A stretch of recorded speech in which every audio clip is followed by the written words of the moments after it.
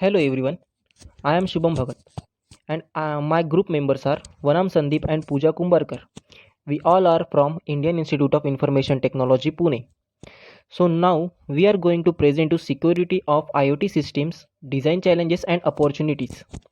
So first we will go through the abstract part.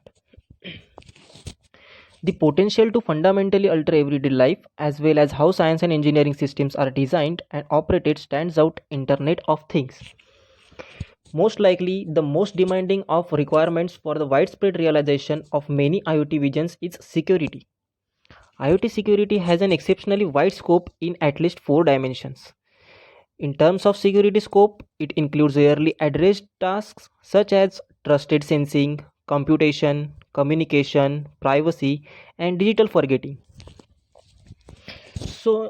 In this IoT, sensors and actuators are most common components of IoT devices and pose several unique security challenges, including the integrity of physical signals and actuating events.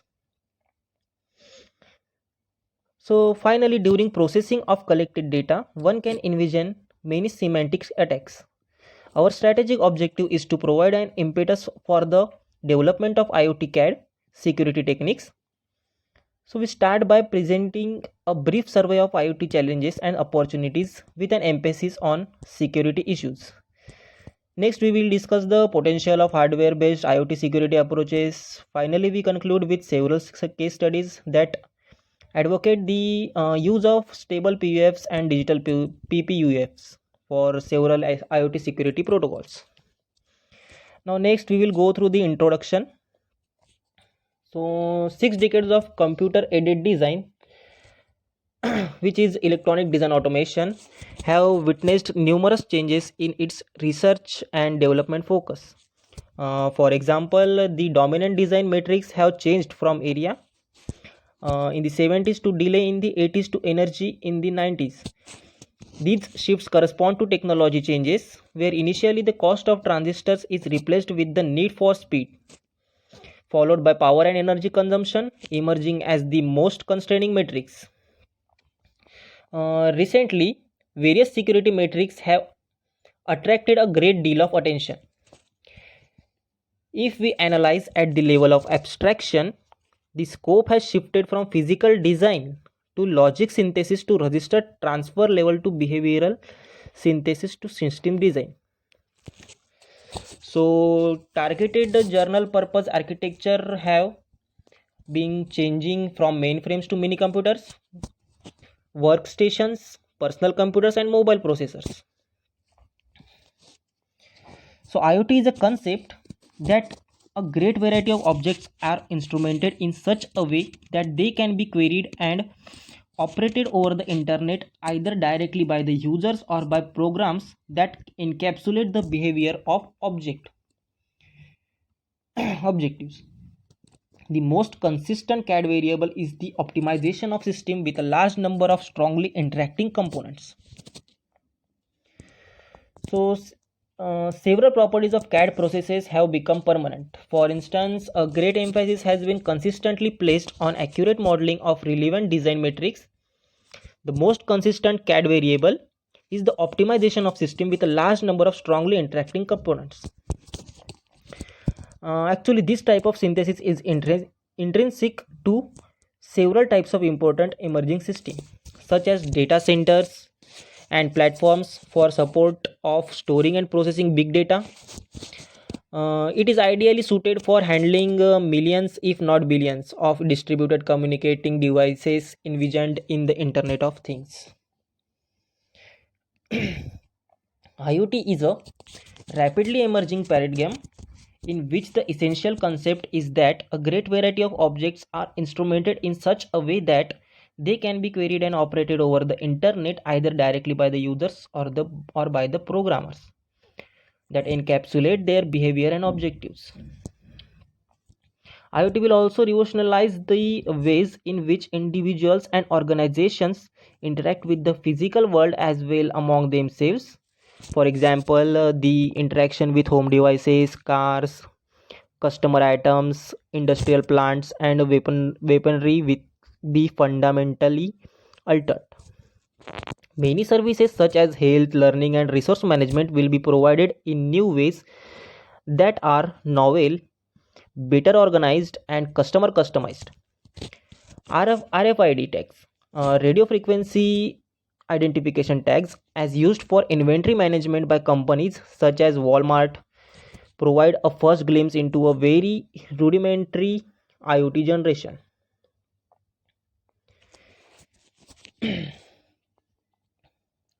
Now, next, the practical realization of IoT requires the development of a number of new versions of platforms and technologies, including device and process identification and tracking, sensing and actuation, communication, computational sensing, semantic knowledge processing, coordinated and distributed control, and behavioral traffic and user modeling. The realization of IoT subsystem will be subjected to numerous constraints that include cost, power, energy, and lifetime. However, there is a wide consensus that the most challenging of requirements will be security. It is widely acknowledged that the potential for malicious attacks can will be greatly spread and actuated from the internet to the physical world. Hence, security of IoT is the essential importance. It is very important.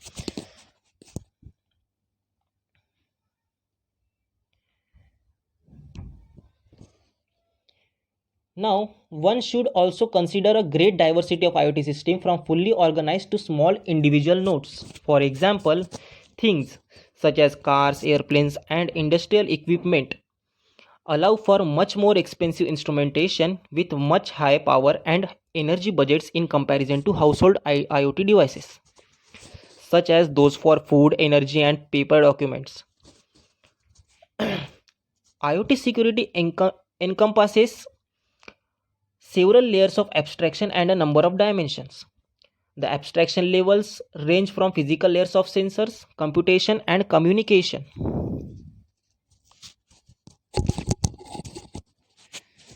Now, the three dominant limitations are the invention of the public physical unclonable function. Their application was restricted to secret key protocols. The key hardware based secret security physical clonable function is rather unstable with respect to operational and environmental conditions as well due to unavoidable device aging. And the third one, the first generation of PUFs are analog circuitry and therefore are difficult or at least cumbersome to integrate into digital design. Now we briefly discuss two recent hardware security results. First one, a very simple technique that transforms several classes of analog PUFs into stable devices with respect to operational conditions. And the second one, the digital PUF hardware security primitive. Now, one of our technical objective is to initialize the quest for conceptually new hardware security primitives. One physical phenomenon with such potential is device aging. Most likely a better candidate for the creation of such hardware security primitives is the memory stir. We conclude that universal hardware security primitive can be used for diverse tasks.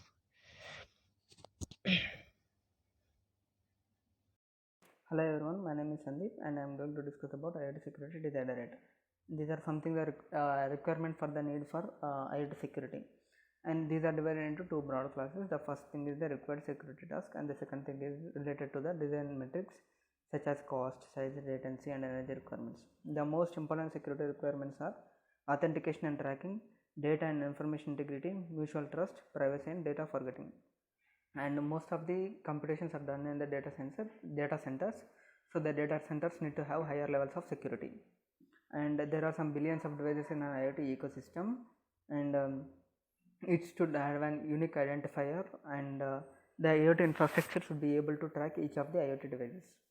To ensure the collected data is authenticate, we need data integrity techniques such as encryption and watermarking, and the user need to have complete trust in the IoT system that the data generated by this IoT system is true, and there are some hardware and software detection techniques for this issue.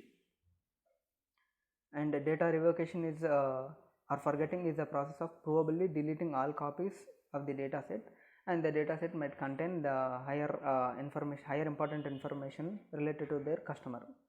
There are some data revocation techniques in cryptography which is based on Encryption data is effectively deleted if the decryption key is deleted. Most of the devices are battery powered, so the energy consumption is an issue, and communication technologies like near field communication is used for all these purposes.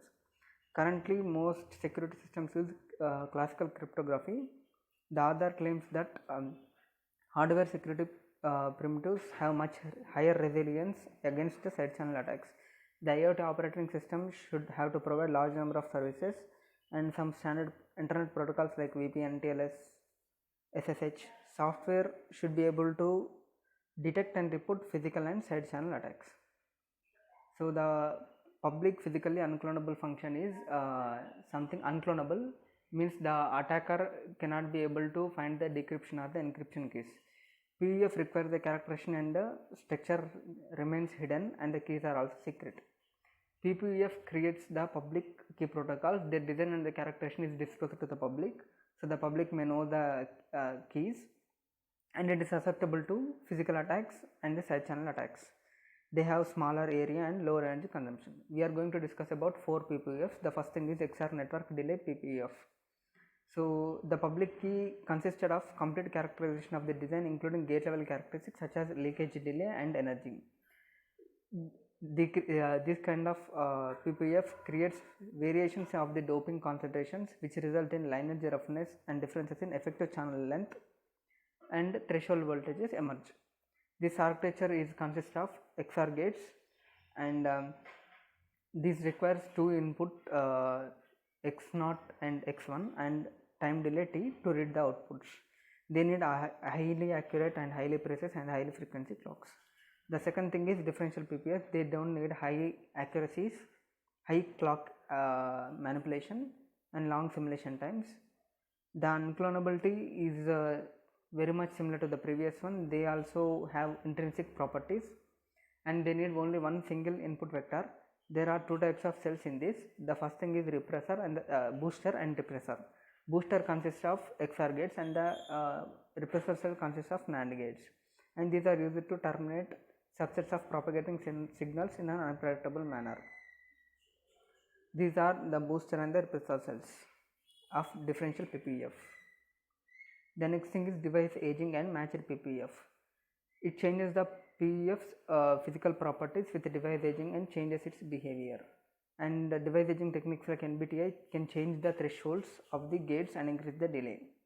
The key limitation in this method is they have large time gap for execution and simulation, and the matched PPF removes this disadvantage, and by supplying both communicating parties with physical PPFs, and it involves matching procedure, and it is executed in such a way that only two participating PPFs can become identical at a time. This also consists of booster and repressor cells. This is the device aging and matched PPFs. And the next thing is nano PPF, and the nano PPF designs have been proposed with 3 to 5 nanowires and memory stars, and the memory stars relates between electric charge and magnetic flux. They also exhibit non-linear input and output responses. They also exhibit randomness in synthesis process. A memory star is a two-terminal device which either a negative or a positive voltage is placed across it, and its output differentially depends upon its current state. Good morning, this is Pooja Kumbharkar. I will be discussing about section 4 of this paper, which is hardware obfuscation. Obfuscation is making something unclear. So hardware obfuscation is a technique by which the structure of electronic hardware is modified to intentionally conceal its functionality. It is a task that aims to prevent IC reverse engineering. Unique structures are added to ICs in such a way that only the designer of the circuit can enable and disable the correct function execution. Two techniques are developed by Wendt for hardware obfuscation that makes use of standard delay-based PUF. So for this, we referred this paper. The first technique is arbitrary logic replacement, where the arbitrary circuit is obfuscated by replacing it with the PUF-based logic and a piece of programmable function. This figure shows the implementation of this method. So over here, this digital logic is replaced by FPGA and the PUF. This PUF-based logic implements the original functionality of the replaced circuit by hiding its functionality. The FPGA fabric is programmed to implement original replaced circuit with the PUF. The next method is signal path obfuscation. It utilizes PUF to obfuscate circuit functionality by directly obfuscating the interconnect network by combining pairs of wires in such a way that their paths are unknown. So this is a figure that shows the implementation of this method. Over here, the two wires A and B, they are combined with the multiplexers and the PUF logic. After fabrication, PUF are set such that they swap their corresponding wires according to the original circuit functionality. The PUF's output bit determines whether the two wire values are swapped or not. Here, the original chip designer only knows the correct functionality of the circuit and the PUF. So he can set the PUF inputs such that the circuit will function correctly. Many wire swapping components are placed throughout the circuit in such a way that the storage elements are affected by many potential swaps, like a linear increase in the number of inputs causes exponential increase in the number of configurations. Like for example, for affecting a single storage element input, it requires k swapping components. Then there exists 2 to the power k configurations. From all of these configurations, the attacker must determine the correct configuration that is used to reduce the circuit functionality. The section 5 of this paper is digital PUF. Digital PUF consists of two major components, a stable delay-based PUF and a lookup table network. The analog delay-based PUF is made stable by some techniques as discussed. So the first one is standard delay-based PUF stability. A delay-based PUF consists of two delay paths with nominally the same propagation delay. An arbiter is placed at the end that generates output based on which path is quicker, but this it's susceptible to environmental conditions like temperature and operating conditions like voltage fluctuations. Thus the delay is varied based on such variations. Over here, this figure shows a standard delay based PUF. The rising edge is the input, this is the challenge bits, and this is the response that is obtained. The delay is controlled by the challenge bits. If the input bit is 0, then the path is retained, but if it is 1, then the trajectories are swapped. The table shows the different challenges and their corresponding delays. Even if the environmental conditions affect the delays of both the paths, there will always be a high probability that the first path will be faster than the second path. Such challenges are labeled as stable challenges as they are not affected by the environmental changes. The delay ratio is defined as the delay difference divided by the minimum of the two delays. The table here shows the delay ratios over varying temperature range from 250 Kelvin to 400 Kelvin. It is observed that when the delay ratio reaches a threshold about 10%, the output of the corresponding challenges remains stable regardless of the environmental conditions, and thus these challenges are termed as stable. The next part is the lookup table. So lookup table, we referred information from Wikipedia. This figure shows the general diagram of a lookup table with two inputs. These are both the inputs and this is the output. A lookup table is somewhat similar to a truth table that is used in combinational logic. So a lookup table is generally a table that determines what is the output to be generated for any specific input. So in digital logic, a lookup table is implemented using multiplexer. FPGA use reconfigurable hardware implemented lookup table to provide programmable hardware functionality. So the next part of this is the lookup table network. The lookup table network is formed with a set of randomly connected lookup table in a hierarchical structure by applying random shuffling between the levels. The figure shows the lookup table in a network having m inputs and n bit outputs. The hierarchical structure provides a mapping between the input and the output. The size of the mapping grows exponentially with the size of the inputs. Thus, it makes it difficult for the attacker. So the attacker can make only use of this brute force algorithm to implement these complex inputs and output mapping. The outputs from a lookup table network provide statistical security properties. They pass all the NIST randomness tests, satisfy avalanche criterion, and also implement protocols like public key communication and remote trust. These requires less energy and these are digital. It providing resistance against environmental and operating conditions. The third part is the lookup table initialization. So the figure shows the initialization process of a lookup table. We have already seen that how the stable challenges are obtained. This set of stable challenges are used by the user to apply to the supporting delay-based PUF. The obtained stable outputs are used to initialize the cells of the lookup table network.